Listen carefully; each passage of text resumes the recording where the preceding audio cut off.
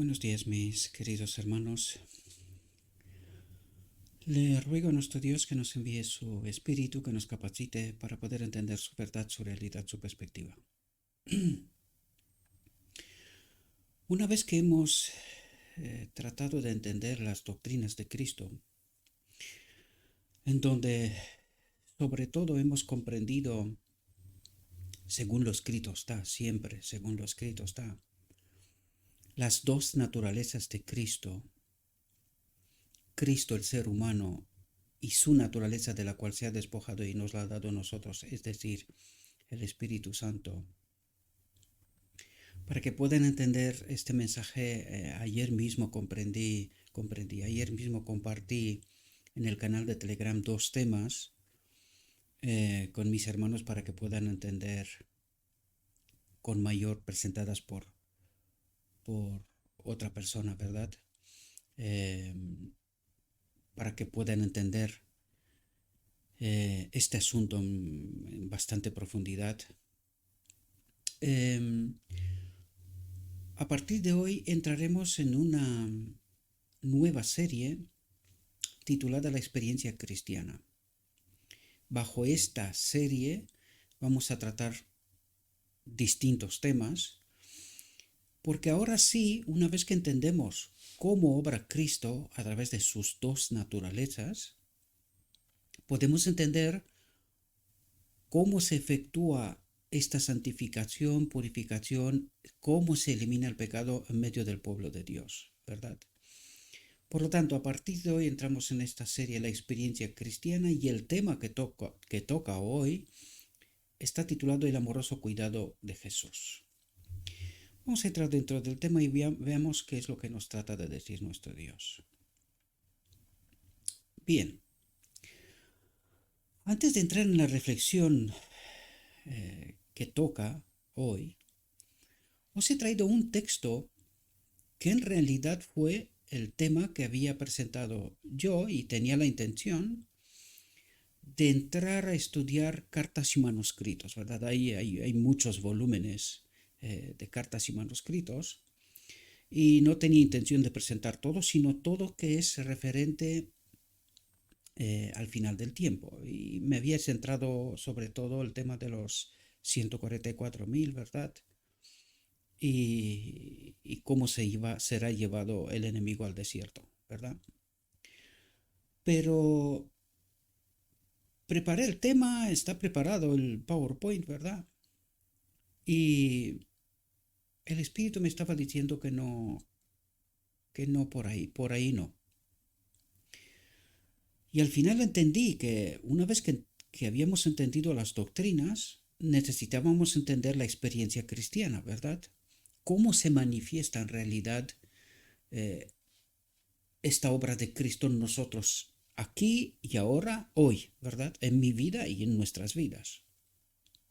Por lo tanto, dejé de un lado aquello, pero os traigo un párrafo porque es muy importante para comprender la obra de Cristo en este momento, o mejor dicho, en el día de la expiación. Es decir, a partir de 1844.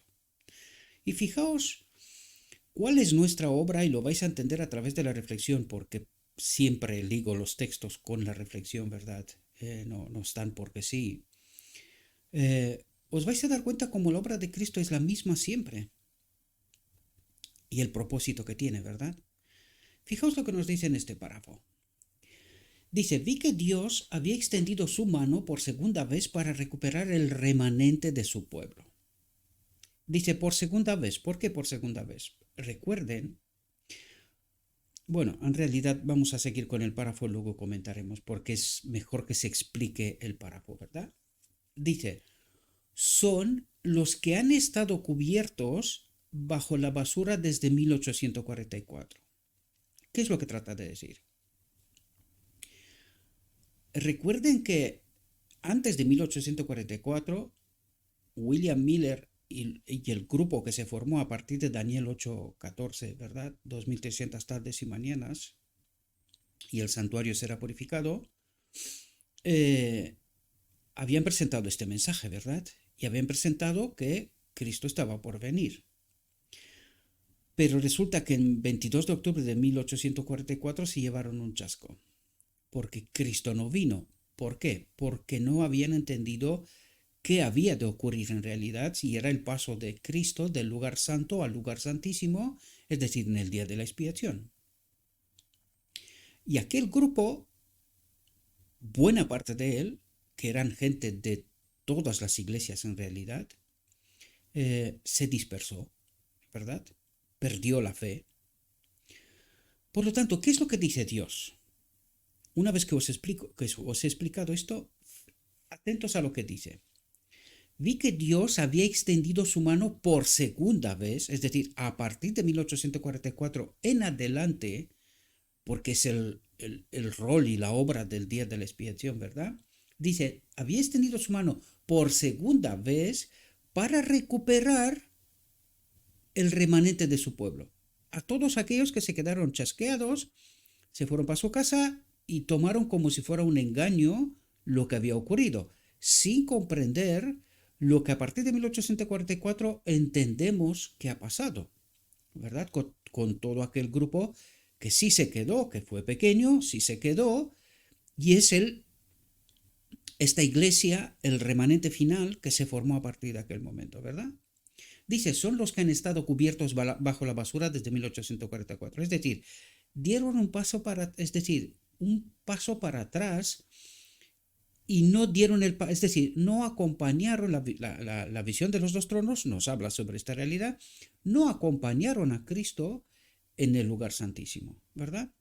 Dice, vi que ahora debían hacerse esfuerzos para difundir la verdad, como los que se hicieron en 1843 y 44. Es decir, con el énfasis que tuvo aquel mensaje de que Cristo viene, ¿verdad? Y claro, aquello retumbó bastante, ¿verdad? Dice, durante la dispersión, los esfuerzos realizados para difundir la verdad tuvieron poco efecto y lograron poco o nada, porque en realidad se quedaron muy poco de aquel grupo milerita, ¿verdad? Dice, pero ahora, en el tiempo de la reunión, diríamos en el día de la expiación, ¿verdad? A partir de 1844, cuando Dios ha puesto su mano para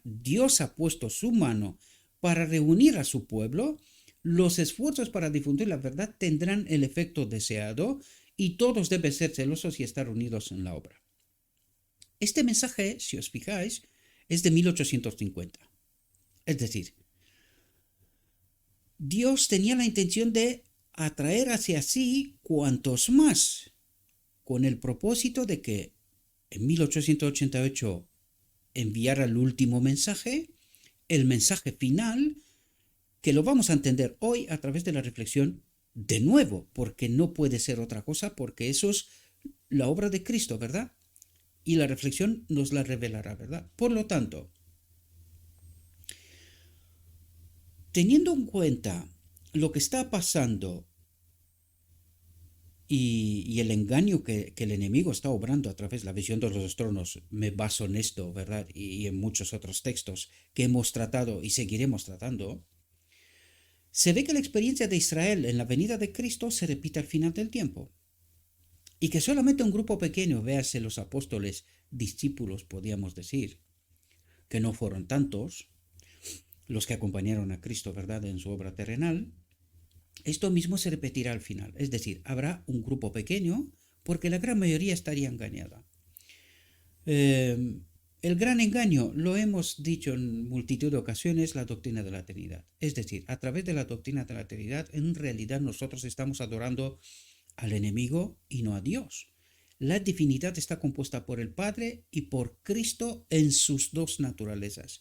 Por eso era tan importante, y lo empecé por ahí, porque si no colocamos los fundamentos correctos, no entendemos a quién estamos adorando en verdad. Ezequiel 8 nos habla sobre esta realidad, ¿verdad? Este gran engaño del remanente del pueblo final. No me refiero al remanente final, sino a la iglesia militante, a la Odisea.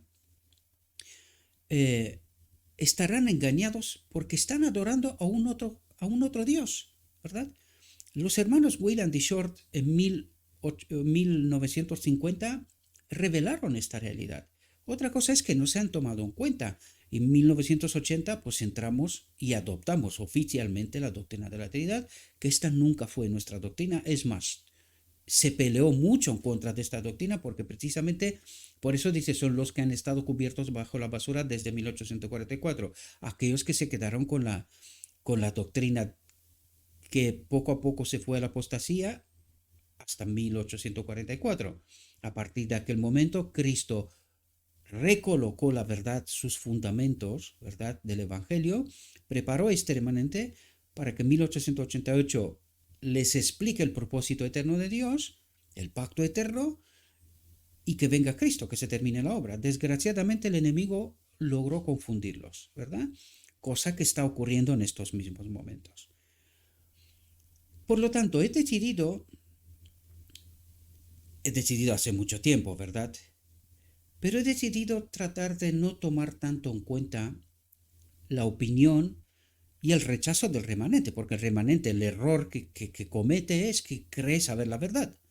Entonces, no se da cuenta que esta verdad que cree está contaminada, ¿verdad?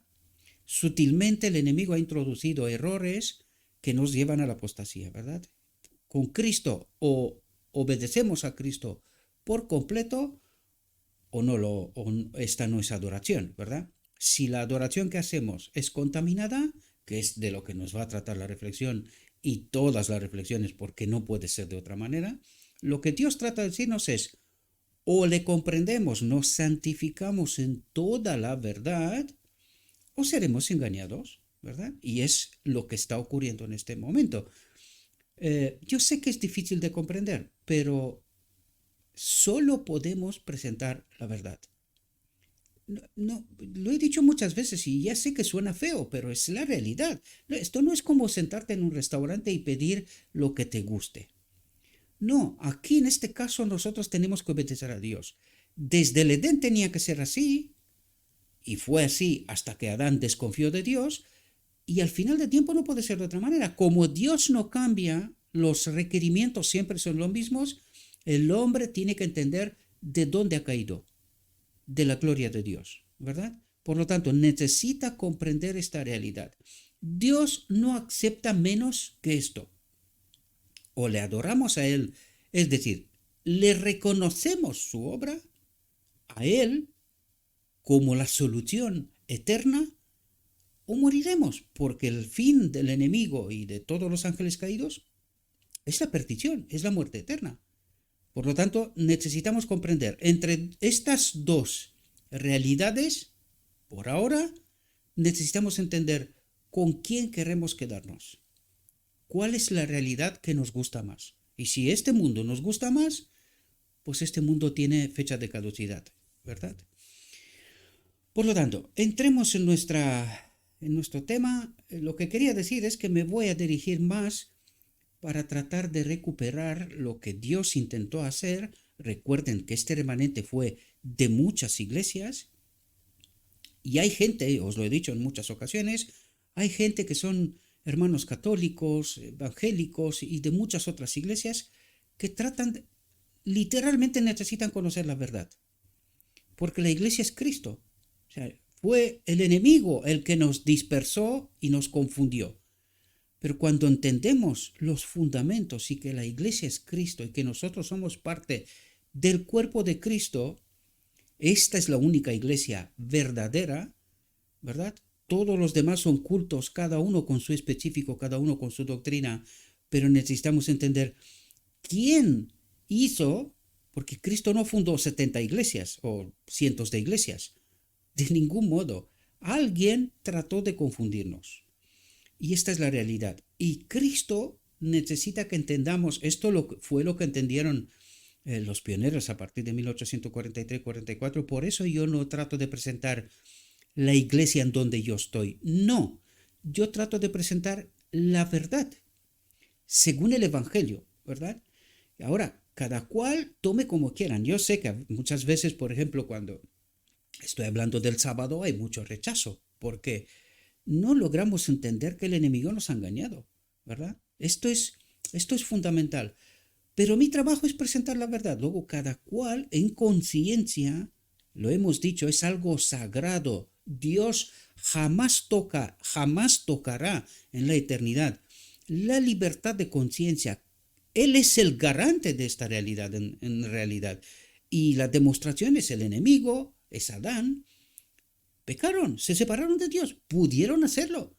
Por lo tanto, necesitamos entender qué significa que nuestro Dios es amor. Él es el garante de libertad de conciencia, libertad de elección. Y no nos fuerza jamás que elijamos una cosa o la otra. Solo nos presenta la verdad. Nosotros necesitamos entender la realidad, la perspectiva y el propósito eterno de Dios. ¿Nos gusta, queremos quedarnos con Dios en la eternidad? Pues quedaremos con Él. No nos gusta, no logramos comprenderlo por algunas razones y moriremos. Esto es lo que trata de explicarnos el Evangelio, sintetizándolo a la máxima expresión, ¿verdad? Bien, entremos en nuestro tema. Dice, al escribir tengo un profundo sentimiento de gratitud por el amoroso cuidado de nuestro Salvador hacia todos nosotros. Cuando leo la palabra de Dios y me arrodillo para orar, estoy tan impresionada por la bondad y misericordia de Dios que no puedo elevar mi petición sin llorar. Mi corazón se humilla y quebranta cuando pienso en la bondad y amor de mi Padre Celestial. Dice, tengo hambre y sed por tener más y siempre más de Jesús, la naturaleza divina, ¿verdad? Esta vida de la cual se despoja Cristo y nos la da a nosotros. Y ahora os pido, mis queridos hermanos, tratéis de entender cuándo tanto el Evangelio como el Espíritu y Profecía utiliza Jesús y cuándo utiliza Cristo, tratando de entender las obras que son distintas, ¿verdad? La obra de Cristo, que es la obra mayor, que está en el santuario celestial, en el lugar santísimo, y la obra de Jesús, que es este Salvador personal, ¿verdad? Es la obra de Cristo a través de esta vida que se despoja de ella y nos la da a nosotros aquí y ahora. La obra terrenal de Cristo, ¿verdad? Tengo hambre y sed por tener más y siempre más de Jesús en esta vida, dice, aquí y ahora, es lo que trata de decir. Dice, Cristo, la obra mayor, fue crucificado por mí y me quejaré si soy crucificada con Cristo. Esta es la clave cuando nos trata de decir que me quejaré si soy crucificada con Cristo. Quiere decir, nosotros tenemos que entender, seguir al Maestro es abandonar este mundo en realidad, entendiendo claramente que este mundo no es más que la expresión de la voluntad del enemigo. Este mundo a partir del Edén, porque el Edén ya no está. Aquel era el mundo y el planteamiento de Dios, pero como Adán eligió este mundo, creyó al enemigo, ¿verdad? Siendo engañado, sí, pero eligió al enemigo, pues claro, el mundo de Dios se retiró. Eso es lo que nos trata de decir. La gloria de Dios, la presencia de Dios se retiró. Por lo tanto, el Edén también. ¿Y dónde estamos ahora? En un mundo, en oscuridad, en engaño, separado de Dios. ¿Y qué es lo que trata de hacer Dios? Tratar de presentarnos de nuevo su realidad, su creación, su reino, para que nosotros tengamos estas dos perspectivas claras y saber elegir, ¿verdad? Por eso nos está diciendo, y me quejaré si soy crucificada con Cristo. No me voy a quejar. ¿Por qué? Porque Cristo murió para salvarme a mí, vino en este mundo de oscuridad para salvarme a mí, para poder llevarme allí. Si no, ¿qué sentido tiene? Ninguno, ¿verdad? Y necesitamos entender esto porque, claro, hay una gran confusión aquí. Este reino está conquistado por Cristo, pero todavía no ha entrado en su posesión. En la boda del Cordero ocurrirá eso. Mientras tanto, se le ha dado al enemigo tiempo y oportunidad para demostrar cuál es su planteamiento, cuál es este mundo sin la presencia de su creador, de Dios, ¿verdad? Y desgraciadamente lo vemos, ¿verdad? Día que pasa, nos adentramos en la oscuridad, a excepción de este pequeño remanente, de este pequeño grupo que tienen cada vez más clara la perspectiva de Dios, la realidad de Dios, el propósito eterno de Dios, ¿verdad?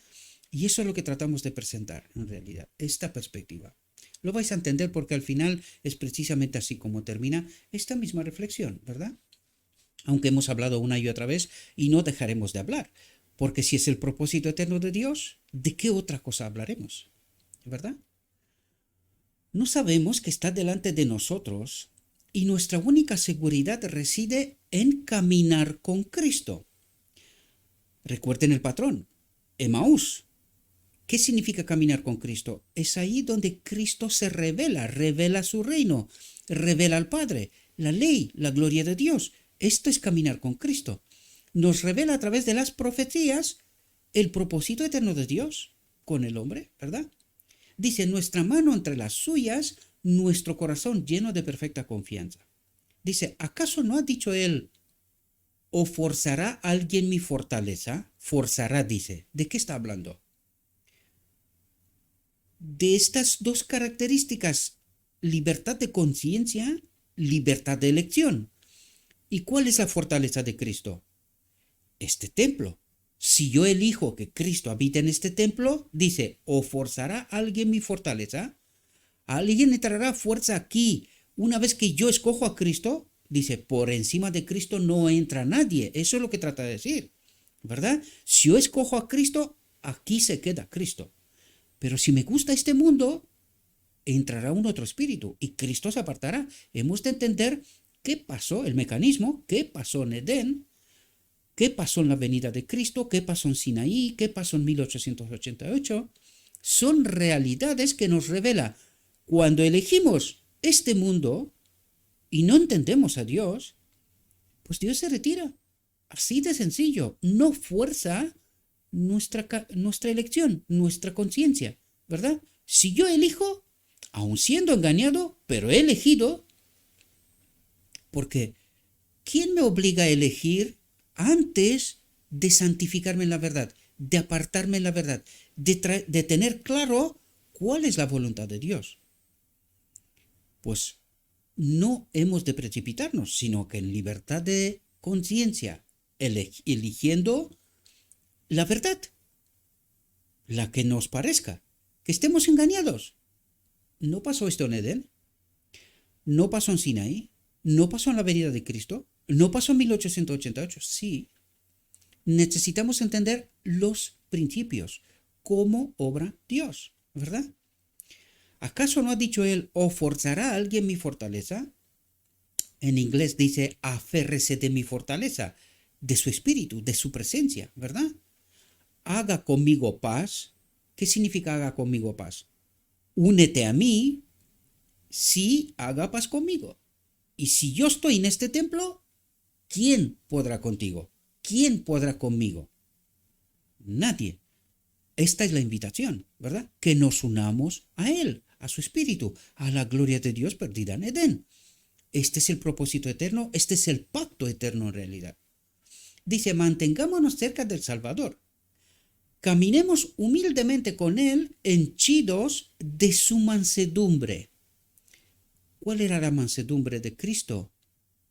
La presencia del Espíritu de Dios en Él, ¿verdad? El Padre en Él. Dice, ocúltese nuestro yo con Cristo en Dios, en el Padre, ¿verdad?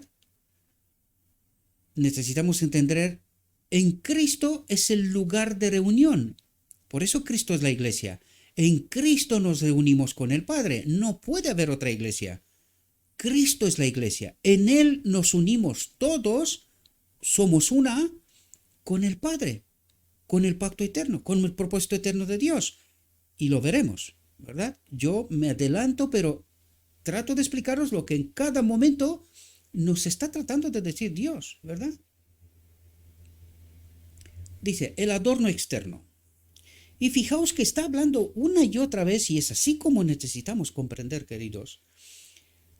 Nos está presentando una y otra vez Dios, cuál es el planteamiento del enemigo y cómo se manifiesta su pueblo creyendo adorar a Dios, y cuál es el planteamiento de Dios. ¿verdad? ¿Qué significa adorar a Dios? Esta mansedumbre, ¿verdad? Fijaos lo que dice. Los que acarician y lisonjean el yo, fomentando el orgullo y la vanidad, dando al vestido y la apariencia el tiempo y la atención. ¿De dónde son estos planteamientos? Es este mundo libre sin la presencia de Dios, ¿verdad? Y de esto nos dice, ¿cómo está este pueblo? Este pueblo que cree adorar a Dios, ¿cuál es su molde? Y fijaos lo que dice, los que acarician y lisonjean el yo, fomentando el orgullo y la vanidad, dando al vestido y la apariencia el tiempo y la atención que deberían darse a la obra del Maestro, a este mensaje del propósito eterno de Dios, ¿verdad? ¿Cuál es el propósito eterno de Dios? Dice, están sufriendo una pérdida terrible, están perdiendo el tiempo. ¿Y de quién es esta obra? ¿En medio del pueblo de Dios? Del enemigo, del enemigo. El lisonjea en el yo, fomentando orgullo y vanidad. ¿Por qué nos habla siempre de los maestros? ¿Por qué nos habla siempre de aquellos que dicen paz y seguridad, que significa nosotros tenemos la verdad, tranquilos, lo que nosotros os decimos es la verdad, no hay más verdad? ¿Y de quién es esta obra? Por eso nos enfadamos tanto, porque es que nosotros, con el molde del enemigo en medio del pueblo, ¿verdad? Actuamos así. Y Dios no reconoce esta obra. Y lo vais a ver porque nos la va a explicar, ¿verdad? Dice, muchos que están vestidos con bellas prendas externas no saben nada, dice, del adorno interior. ¿Cuál es el adorno interior? La presencia de Cristo, ¿verdad? Que es de gran precio a la vista de Dios. ¿De qué nos habla aquí? ¿Cómo entramos en la boda del Cordero? Si Cristo habita aquí. Pero si Cristo no habita aquí, nosotros no podemos entrar en la boda del Cordero. Y esto es lo que nos presentará, ¿verdad? Dice, su fina vestimenta cubre un corazón. La presencia de Cristo nos da esta mente nueva que nos ayuda a entender la perspectiva de Dios, cuál es la realidad de Dios y cuál es la realidad que nos presenta el enemigo en este mundo, ¿verdad? Y de esto trata de explicarnos. Nos presenta estas dos realidades en las cuales nosotros, en libertad de conciencia, hemos de elegir, ¿verdad? Su fina vestimenta cubre un corazón, una mente que es pecaminoso y enfermo, lleno de vanidad y orgullo.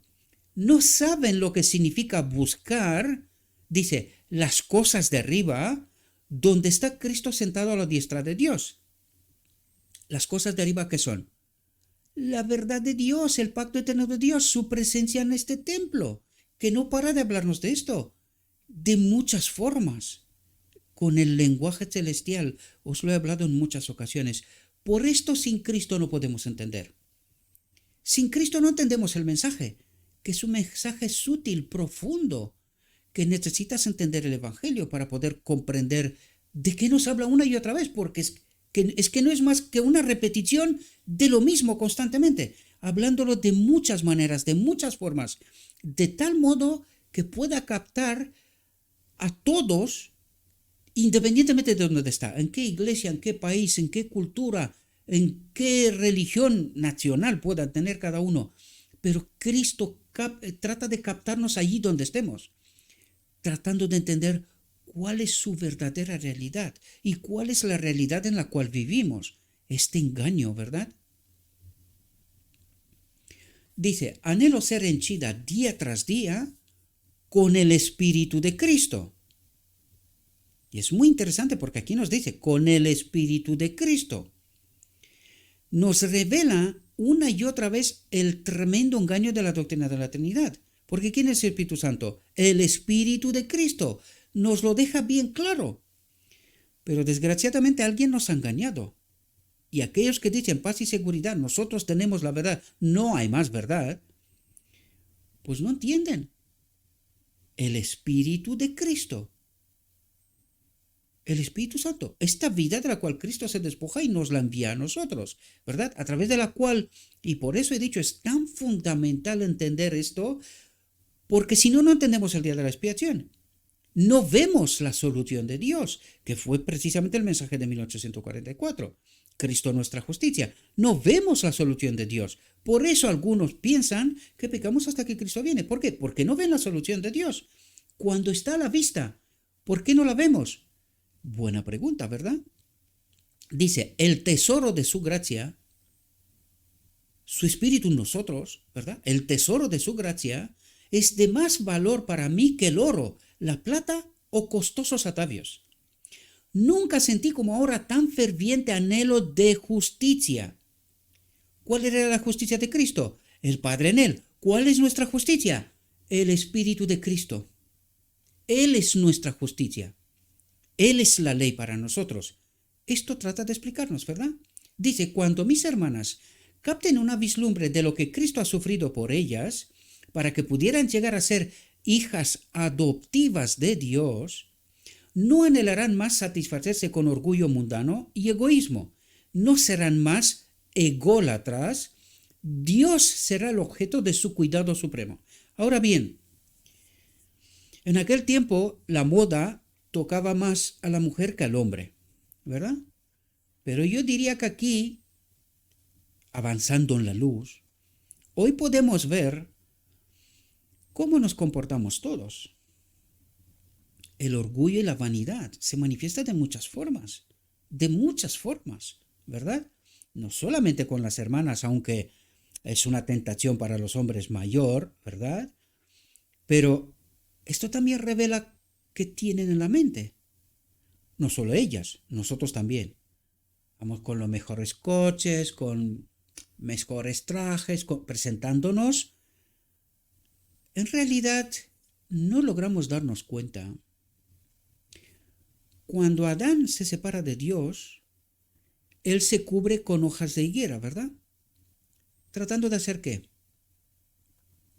De presentarse con lo mejor que tiene delante de Dios. ¿Y qué hizo Dios? ¿Qué hizo Cristo? Dijo, déjate de cubrirte con hojas de higuera.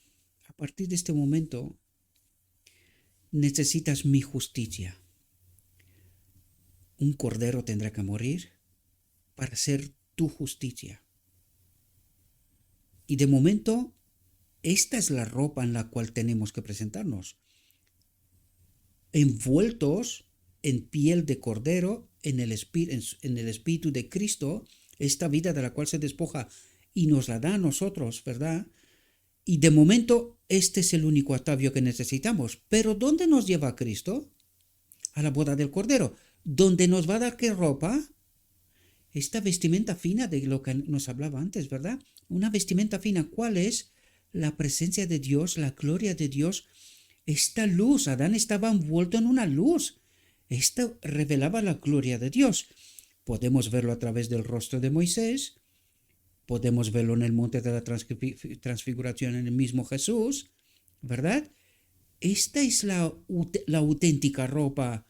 Y cuando nosotros vamos a la iglesia con mejores trajes, mejores coches, mejores de todas cosas, pero mejores según quién? Según el molde de este mundo, ¿verdad? Ahora mirad a Cristo. ¿Cómo iba Cristo? ¿Cuál era su ropa? Una camisa simple, sin más. ¿Os dais cuenta? Es decir, Cristo se presentó siempre en la simpleza, permitidme la repetición, la simpleza más simple. Él vino como el más simple, porque Él trató de decirnos, mira, en mi iglesia, que es Cristo, necesito que vengas tu templo santificado. Yo lo lleno de mi gloria. No necesitas las cosas de este mundo, porque no necesito el molde de este mundo, y menos en el lugar de reunión. Esto es lo que trata de explicarnos, mis queridos hermanos. Si nosotros tenemos una vista contaminada de quién es Dios y cuál es su real planteamiento, su perspectiva real con nosotros. Ayer veía una reflexión de unos hermanos míos.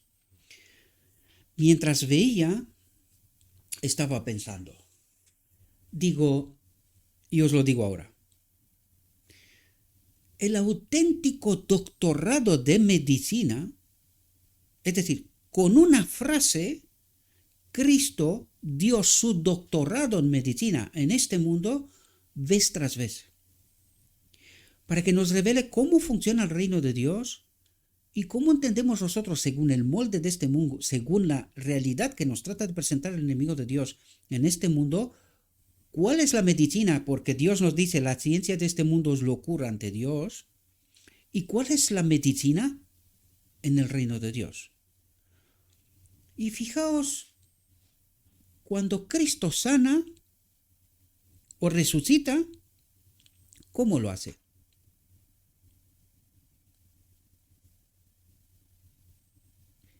Pregunta, ¿tienes fe?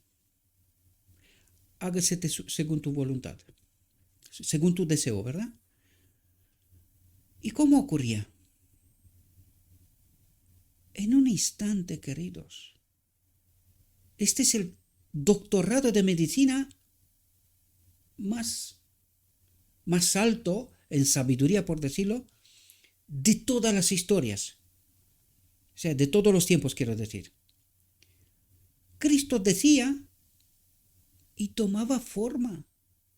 Cada célula del cuerpo le obedecía al Creador, ¿verdad? El que lo creó todo. Cada célula se ponían en conformidad con el carácter de Dios. Y el hombre era sanado, resucitado.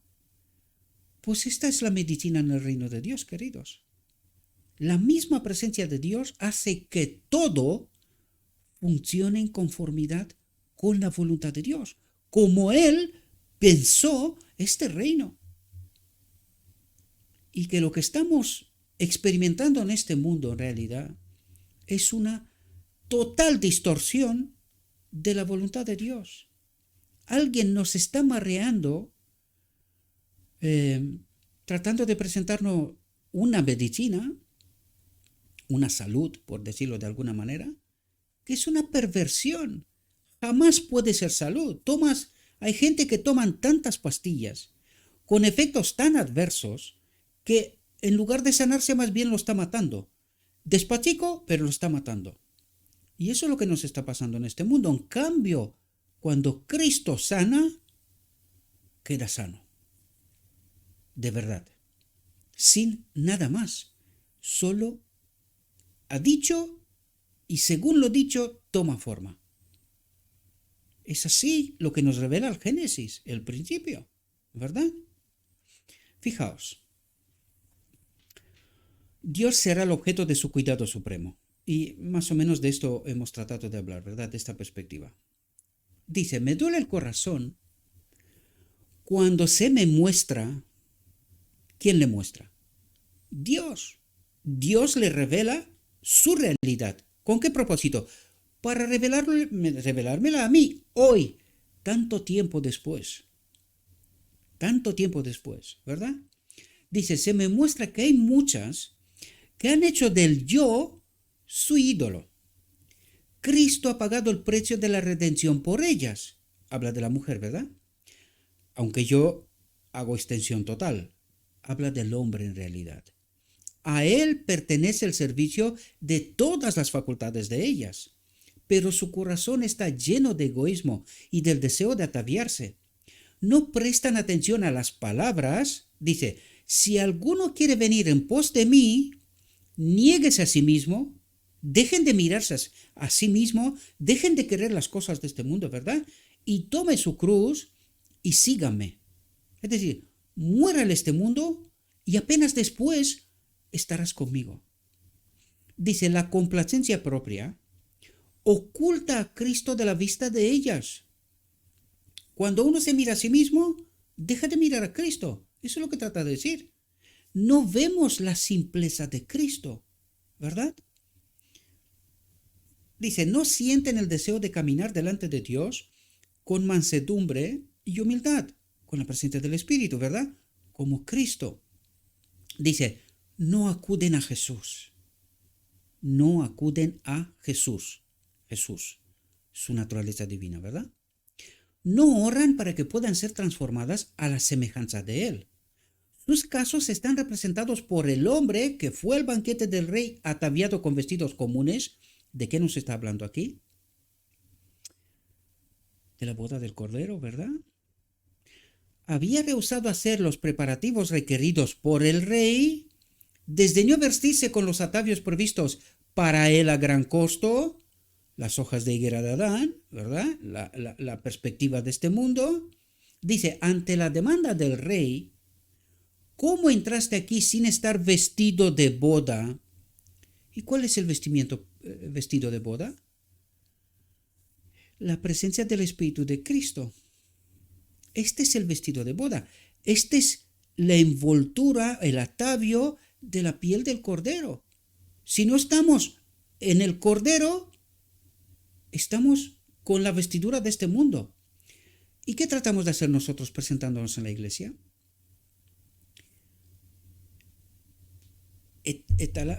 O presentando, no encuentro la palabra correcta en español, tratando de presentar lo mejor que tenemos nosotros, nunca mejor dicho, ¿verdad? Lo mejor que tenemos nosotros ante un Dios agraviado, de donde hemos echado su espíritu.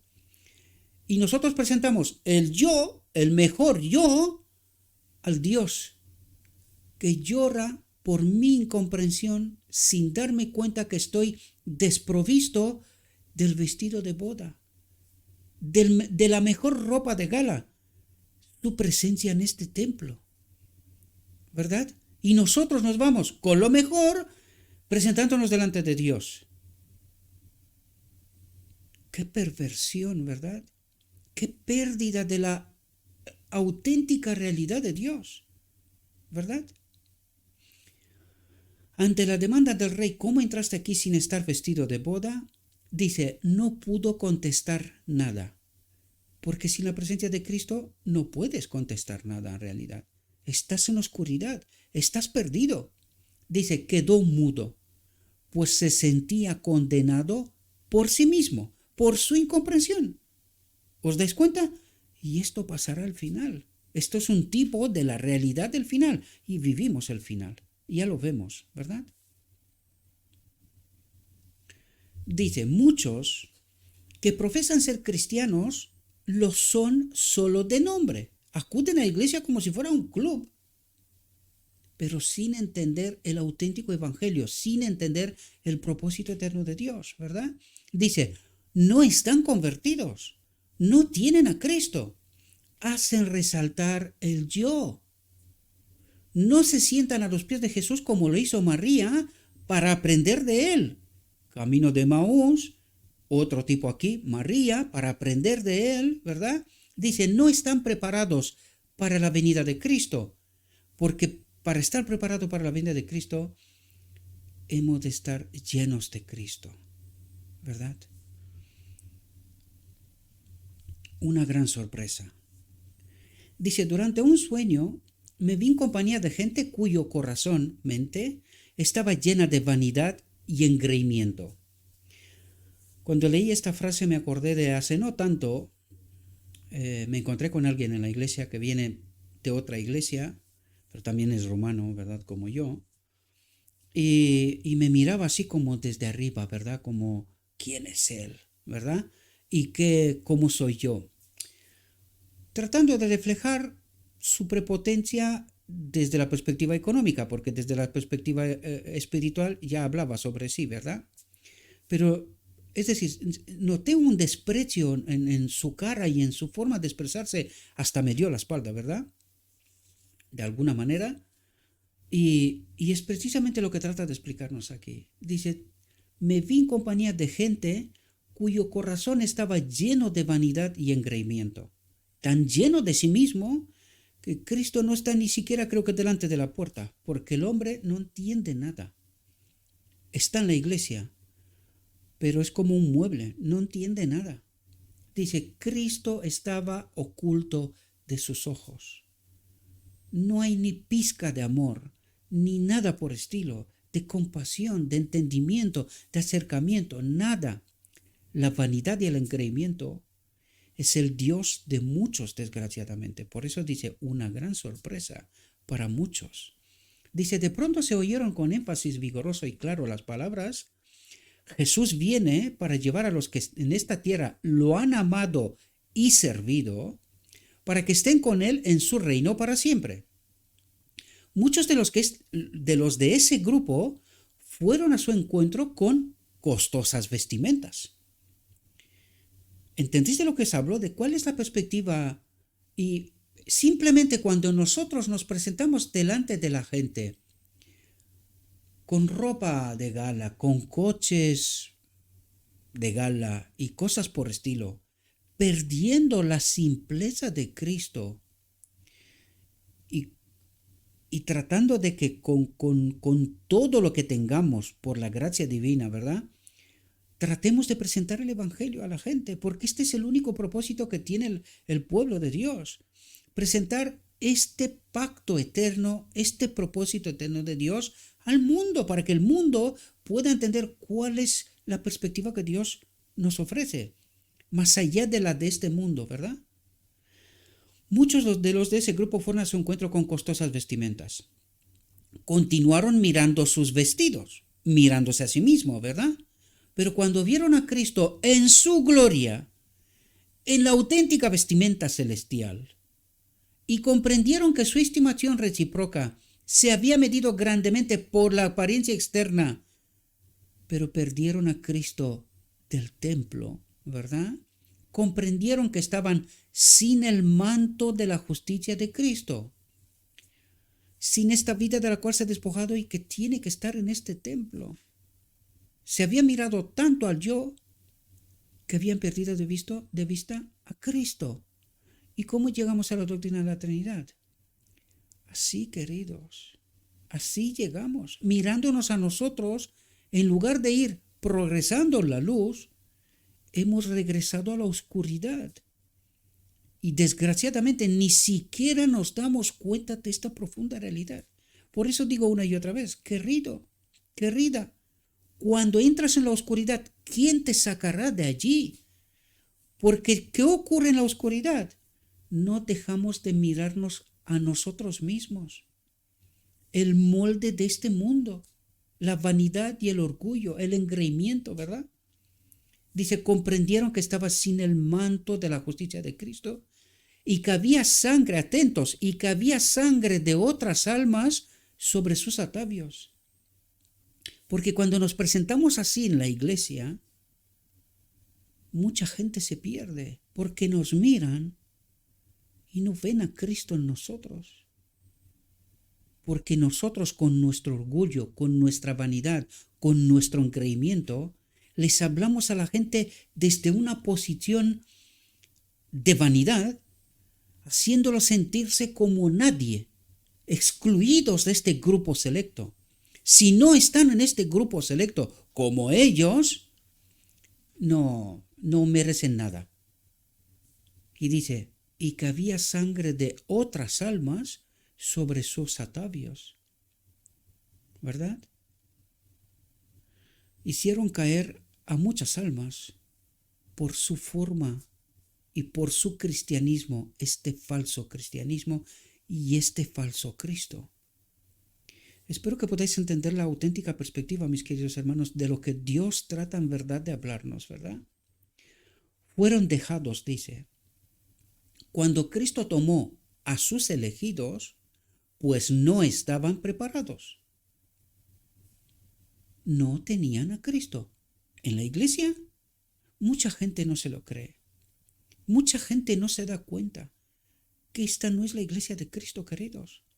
Cuando en esta iglesia nosotros nos comportamos así, Cristo no nos acompaña. Por eso los dos grupos están en esta iglesia,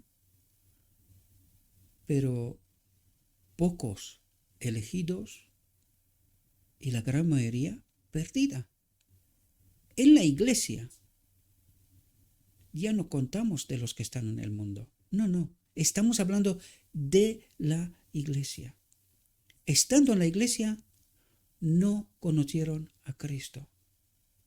Habían dado al yo el primer lugar en su vida. Y cuando vino el Salvador, no estaban preparados para encontrarse con Él. Me desperté con el cuadro grabado en mi mente del rostro de ellos señalado por la agonía. No puedo borrar esta impresión. Quisiera poder describir la escena que se me presentó.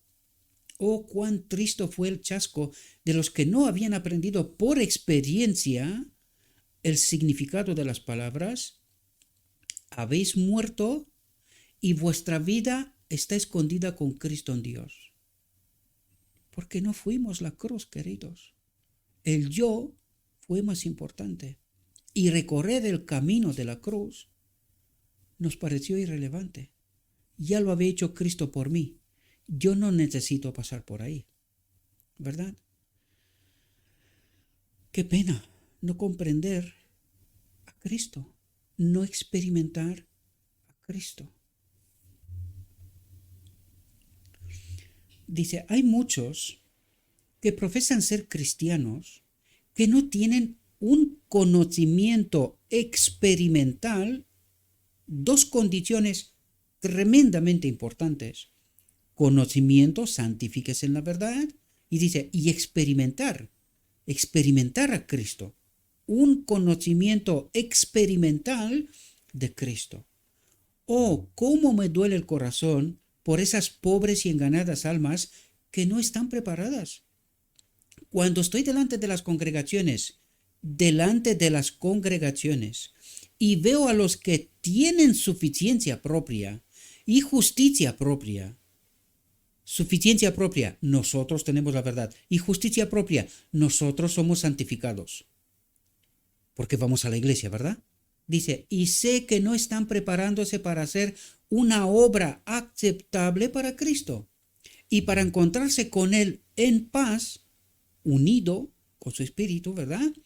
Quedo tan abrumada que no puedo dormir. Me pregunto, ¿qué puedo decir a esas almas que las despierte a la comprensión de su verdadera condición?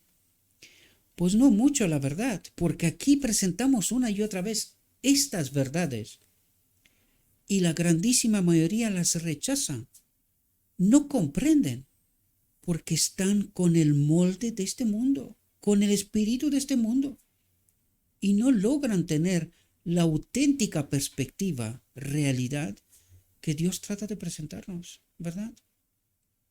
¿Qué puedo decir a esas almas que las despierte a la comprensión de su verdadera condición? El yo es el tema que absorbe todo en su vida. Y por eso vemos en medio de la iglesia pelea por posición, por estar mejor, por más listo, más... Por eso vemos esto en medio del pueblo de Dios. Pero ¿qué es lo que no vemos? La obra de Cristo real, la simplicidad, la sencillez, el amor, la compasión, el perdón, comprensión. Esto no vemos, queridos. Dice, el yo es el tema que absorbe todo en su vida. Anhelo revelar a Cristo tan claramente que lleguen a contemplarlo a Él y dejen de centralizar su atención en el yo.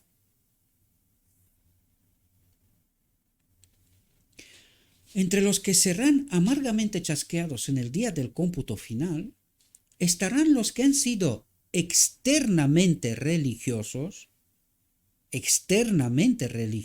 para que los vean, y que aparentemente han vivido vidas cristianas. Aparentemente, dice. Pero el yo está entretejido en todo lo que hacen. El yo. Si no consiguen que estén en una mejor posición, que se les ve, que dirijan, que hagan ellos, este es el yo. ¿Y qué nos dice? Que cuando el yo está por medio, ahí no está Cristo. No tenemos a Cristo cuando el yo está por medio. Pero el yo está entretejido en todo lo que hacen. Se enorgullecen de su moralidad, su influencia, su habilidad para ocupar puestos más elevados que los de otros y su conocimiento de la verdad, pues creen que esos atributos les ganarán la alabanza de Cristo. Y este es el falso cristianismo que experimentamos, queridos. Esta es la realidad. Esto es una radiografía real de lo que está pasando en medio del pueblo de Dios. Ellos creen adorar a Cristo, pero no tienen a Cristo. El yo está en todas sus obras. Por eso vemos hoy la pelea. Es así como empezó el enemigo, que es muy astuto. Al principio esta iglesia tenía los ancianos de iglesia, escogidos por la iglesia misma, ¿verdad? Poco a poco el enemigo ha llevado a estos ancianos a especializarse. ¿Pero por culpa de qué? Del yo. Querían resaltar, querían que se enorgullecen de su moralidad, de su influencia, su habilidad para ocupar puestos más elevados que los de otros, su conocimiento de la verdad.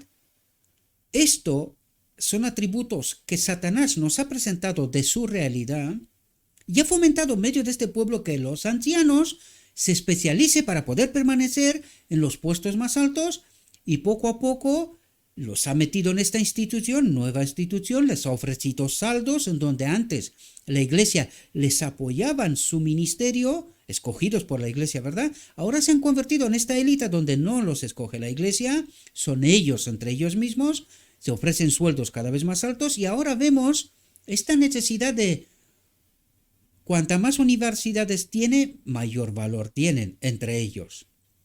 Cuantos más doctorados tienen, mejor valor tienen entre ellos. Pero ahora os dais cuenta de por qué Dios nos dice que nos cuidemos de esta gente. Porque esta gente no puede tener a Cristo. ¿Por qué tienen esta necesidad? Ayer mismo alguien me llamó y me dijo, oye, ¿te has enterado? Porque aquí en la Unión Española hay precisamente en estos momentos están las elecciones, ¿verdad? Y me dijo, oye, ¿te has enterado que han elegido al presidente? Digo, es que yo con la política no tengo nada que ver, no tengo tiempo de perder. Digo, explícame una cosa. ¿Qué hizo el presidente notable para el pueblo de Dios según el Evangelio hasta hoy? Y el anterior. Y el anterior. Y el anterior del anterior. ¿No os dais cuenta que esto es política? Pero el yo está entretejido en todo lo que hacen. Se enorgullecen de su moralidad, su influencia, sus habilidades para ocupar puestos más elevados que los de otros, su conocimiento de la verdad, pues creen que estos atributos les ganarán la alabanza de Cristo. Creen que están sirviendo a Cristo. Lo que no nos dice aquí, lo que no se dan cuenta, es a quién sirven. Porque Cristo nunca les ha pedido algo así. Jamás. Ezequiel 8 habla de esto y os invito a que estudiéis. Nos habla a quién adoran ellos, porque aquel habla un tipo de su realidad, pero también habla del final del tiempo. ¿A quién adoran? ¿A Cristo? Por eso Cristo dice, no os conocí. ¿Quién sois? ¿Con quién habéis obrado? Porque yo no os conozco. Dice, Señor, suplican, delante de ti hemos comido y bebido, y en nuestras plazas enseñaste. ¿No profetizamos en tu nombre? ¿No predicamos el Evangelio en tu nombre? ¿Y en tu nombre echamos fuera demonios? ¿Y en tu nombre hicimos muchos milagros? ¿Verdad? Estas son sus obras. Pero Cristo dice, nunca os conocí. Apartaos de mí. ¿Tienen a Cristo? ¿Obran en nombre de Cristo? ¿Obran con Cristo? ¿Son elegidos por Cristo? No todo el que me dice Señor, Señor, entrará en el reino de los cielos, sino el que hace la voluntad de mi Padre que está en los cielos. Y necesitamos entender cuál es la voluntad de su Padre. Dice, no hay discusión. El tiempo para eso ha pasado. Se ha pronunciado la sentencia irrevocable. Quedan excluidos del cielo por su propia ineptitud. ¿Y qué es lo que creían ellos? Miren el mensaje de la Odisea. Ellos que decían, paz y seguridad, nosotros tenemos la verdad, somos especialistas, maestros, doctorados, pastorados, nosotros estamos preparados, tenemos la verdad, no hay más verdad, nosotros os la presentamos. ¿Y a quién sirven? ¿De dónde está su verdad? Por eso nos habla la visión de los dos tronos, de lo que se nos habla. Para que abramos los ojos y entendamos que Cristo no está allí. Él no obra de este modo. Quedan excluidos del cielo por su propia ineptitud para la camaradería celestial. ¿Qué quiere decir? Para estar unidos con Cristo y con el Padre. Ellos no obran así. Fijaos, dice, mediante el plan de redención, Dios ha provisto medios para vencer cada rasgo pecaminoso y resistir cada tentación, no importa cuán poderosa sea. Y ahora ¿por qué nos dice eso Dios? Porque ¿qué es? Estos maestros, pastores, doctorados, teólogos, ¿a qué conclusión han llegado? Pecamos hasta que Cristo viene. ¿Y qué dice Dios? Mediante el plan de redención, Dios ha provisto medios, su espíritu en nosotros, su gloria en nosotros, este atavio, esta ropa, esta vestimenta, todo lo que necesitamos. Dios ha provisto medios para vencer cada rasgo pecaminoso y resistir cada tentación. Orgullo, vanidad, engreimiento, yo tengo la verdad, yo estoy superior, si no soy yo la iglesia se va y cosas por estilo, ¿verdad? No importa cuán poderosa sea esa tentación. ¿Y qué hicieron ellos? No se han apoderado de estos medios para vencer cada rasgo pecaminoso, sino que se han adentrado cada vez más en el engaño. Y no han visto las obras de Cristo, no entendieron a Cristo. Esto pasa cuando estamos desprovistos de Dios. Estamos en oscuridad, no entendemos la obra de Dios, cómo obra Dios, ¿verdad? Dice, si el pueblo de Dios tuviera el amor de Cristo en el corazón, tuviera el Espíritu de Cristo en el corazón, si cada miembro de iglesia estuviera debidamente imbuido con el espíritu de abnegación, si todos manifestaran verdadero fervor, no habría falta de fondos para las misiones locales y extranjeras. Es decir, no habría falta de fondos para que preparemos, porque es que esto está otra perversión. Las iglesias tenían a los ancianos y los preparaban con el propósito de presentar el Evangelio, de salir y presentar el Evangelio. Pero Satanás ha pervertido todo esto, por eso hemos llegado a donde llegamos hoy, ¿verdad? Y dice, y no habría falta de fondos para las misiones locales y extranjeras. ¿Qué se hace hoy con los fondos, con los diezmos de Dios, por decirlo de alguna manera? Hemos pervertido la obra, queridos. Estamos pagando, casi la gran mayoría de los fondos son para sueldos. Porque alguien ha resucitado a los levitas, ha traído de vuelta al santuario y los levitas necesitan ser pagados. ¿Esto es lo que revela el Evangelio? Cuando Cristo dice, todos sois iguales, yo soy la iglesia, yo soy vuestro guía, vuestro maestro, la palabra es y el Espíritu es todo lo que necesitáis. Y nosotros hoy decimos, no, los maestros, la iglesia, si se nos va esto, morimos. Claro. ¿Y qué nos falta?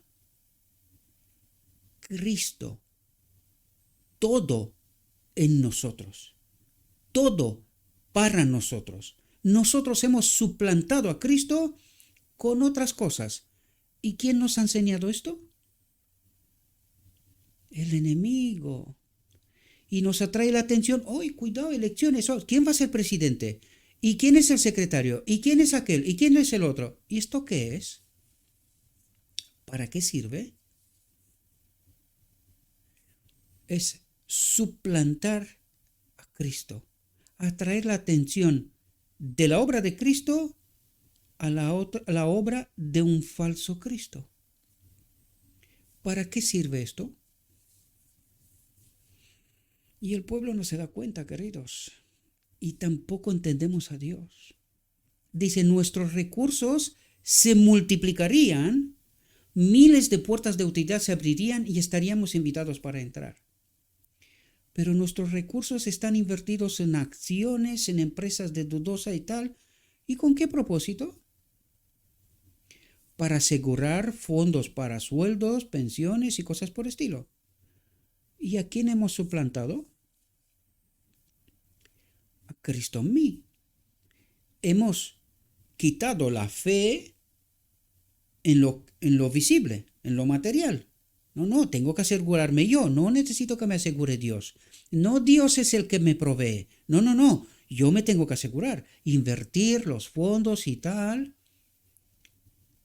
¿Entendéis la perversión? ¿De quién es esta obra, queridos? A mí no me importa ni el sueldo de nadie, ni mucha gente pensará en esto, no me importa en absoluto. Me da pena. Pobres almas, están perdidos. No lo digo yo, lo acabamos de ver antes. Cristo dice, no te conozco. ¿Con quién obraste? Porque conmigo no. Si el propósito de Dios, atentos, si el propósito de Dios hubiese sido llevado a cabo por su pueblo, dando el mensaje de misericordia al mundo, ¿cuál es el mensaje de misericordia al mundo? El propósito de Dios.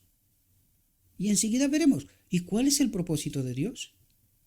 Si el propósito de Dios, el que rechazamos en 1888, Cristo nuestra justicia, que es lo que nos ha hablado toda esta reflexión, si el propósito de Dios hubiese sido llevado a cabo por su pueblo, pero ¿cómo puede llevar a cabo el pueblo el propósito de Dios cuando lo ha rechazado? Cuando ha adoptado como Dios a un otro. Y ni siquiera se da cuenta, desgraciadamente, dice, dando el mensaje de misericordia al mundo, Cristo habría venido a la tierra.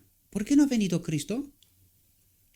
Porque no hay un pueblo que entienda el propósito de Dios, que entienda cuál es la voluntad de Dios, de dónde hemos caído, cuál es nuestra mayor necesidad. Por eso Cristo no había venido, porque el pueblo de Dios, supuesto pueblo de Dios, ha rechazado el mensaje, está sin mensaje. ¿Y qué mensaje va a dar al mundo? Por eso se están centrando en politiqueo, en sueldos, en posiciones, en vanidades y orgullos. Y ni siquiera se dan cuenta que están con un otro espíritu, que no tienen a Cristo. Dando el mensaje de misericordia al mundo, Cristo habría venido a la tierra y los santos ya habrían recibido su bienvenida en la ciudad de Dios. Pero este pueblo está sin mensaje, sin Cristo. Y ahora deberíamos de entender de por qué apenas un grupo pequeño estará de pie en la venida de Cristo. Porque este grupo pequeño son los marginalizados, aquellos que pregonaron o predicaron el propósito de Dios de muchos sitios menos del púlpito de la iglesia, ¿verdad? Porque cada vez veo más pastores que, como yo, desde un cuarto de su casa, del garaje, del espacio que encuentran, predican la verdad. Son pocos, es verdad, pero algunos hay. Porque en el púlpito se les veta la presencia. La gente no necesita el propósito de Dios, porque los maestros ya tienen la verdad. Ellos tienen doctorados, ellos están preparados, ellos conocen la voluntad de Dios, supuestamente. Y no entienden el propósito de Dios, no entienden de por qué Cristo no ha venido, no entienden de por qué están sin mensaje. Su mensaje es el mensaje evangélico de siempre, del ecumenismo de donde se han metido, a buena voluntad, para ser reconocidos. Politiqueo, como digo yo, ¿verdad? Verdades dolorosas, pero verdades. Fijaos aquí, perdón, me he olvidado quitarla. Una imagen añadida de fondo distinta, la reflexión se termina ahí, ¿verdad? Con este texto. Si el propósito de Dios hubiese sido llevado a cabo por el pueblo, dando el mensaje de misericordia al mundo, Cristo habría venido a la tierra y los santos ya habían recibido su bienvenida a la ciudad de Dios. ¿Cuál es el propósito de Dios? Fijaos, desde las edades eternas había sido el propósito de Dios que todo ser creado, desde el resplandeciente y santo serafín hasta el hombre, fuese un templo para que en él habitase el Creador. ¿De qué nos ha hablado la reflexión una y otra vez? Que si Cristo no habita en este templo, no somos salvos. No podemos acudir a la boda del Cordero. ¿Cuál es la verdad que entiende este pueblo? Un gran engaño. El engaño maestro del enemigo. Porque a través de la doctrina de la Trinidad se ha suplantado él en el marco de la divinidad, porque Dios no reconoce esta divinidad, esta doctrina de la Trinidad. Por lo tanto, ¿quién manda? ¿Por qué está el pueblo engañado y en la oscuridad? Porque no tiene la naturaleza divina de Cristo. Jesús en nosotros, Cristo en nosotros. Por eso no entendemos la obra del día de la expiación, por eso creemos que pecamos hasta que Cristo viene, porque esta es la obra y el engaño maestro del enemigo. Espero, mis queridos hermanos, que esta reflexión os pueda ayudar. Son verdades dolorosas, sí, pero está escrito. No me invento nada. Por eso he decidido presentar estas verdades. Y por eso dije que voy a levantar el pie, porque estoy tan cansado del rechazo de este mensaje que si por mí fuera, en nombre de Cristo Jesús os lo digo. Ayer dejaba esta obra, pero no la puedo dejar. Si tienes a Cristo, aun queriendo dejar esta obra, no puedes, porque amas. Si no amas, es porque no tienes a Cristo. Humanamente la dejaría. Estoy, como decía la sierva, me da ganas de huir.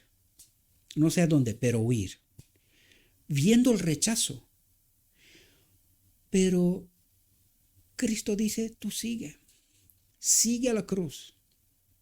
Sigue. Yo he pasado por ahí. Entonces, tengo que ir a la cruz. Cada vez que se me da la oportunidad, haré y prepararé las reflexiones para vosotros. ¿Con qué intensidad? Con la que Dios mande. Con la que Dios mande. Yo me había propuesto una reflexión a la semana. La gran mayoría de la gente ofrecen una reflexión a la semana. Desgraciadamente, hay tanto que entender que ni siquiera si volvería a vivir con el entendimiento que tengo ahora, no creo que me daría tiempo para poder presentaros ante vosotros toda la obra de Cristo a través del Espíritu y profecía. No me daría tiempo. Así que, tal como Cristo me diga, así lo haré. Pero tengo que reconoceros que estoy cansado, queridos. Estoy muy cansado. No es una broma. Esto lleva un cansancio mental. A veces me siento abrumado, ¿verdad? No me gusta hablar de mí, pero necesito que entendáis mi realidad. Yo sé que detrás de una pantalla se discierne poco. Es tan fría la pantalla y no se entienden realidades que uno experimenta. Pero os lo he dicho en muchas ocasiones. Tengo problemas. El enemigo no está de brazos cruzados. Al enemigo no le encanta este mensaje para nada. Ayer mismo estaba hablando con un amigo mío, un amigo del alma, y le dije, ¿sabes quién es el hombre especial preparado que llevará al enemigo al desierto? Que delatará esta falsa imagen de este falso mundo, de esta falsa posibilidad frente al reino de Dios, de lo que nos trata de engañar al enemigo.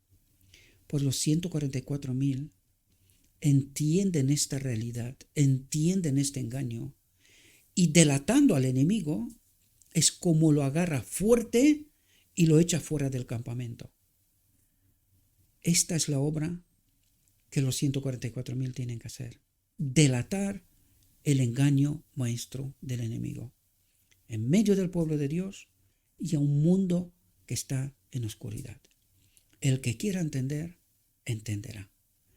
Y el que sus prejuicios no le permite ver más allá, es decir, no tiene a Cristo, desgraciadamente, con pena de toda mi alma lo digo, morirá. Le ruego a nuestro Dios que nos envíe su Espíritu, que nos capacite para poder entender su verdad, su realidad, su perspectiva. Y os deseo, mis queridos hermanos, que tengáis un próspero día. En todo lo que os he dicho, lo he dicho en nombre de Cristo Jesús. Amén.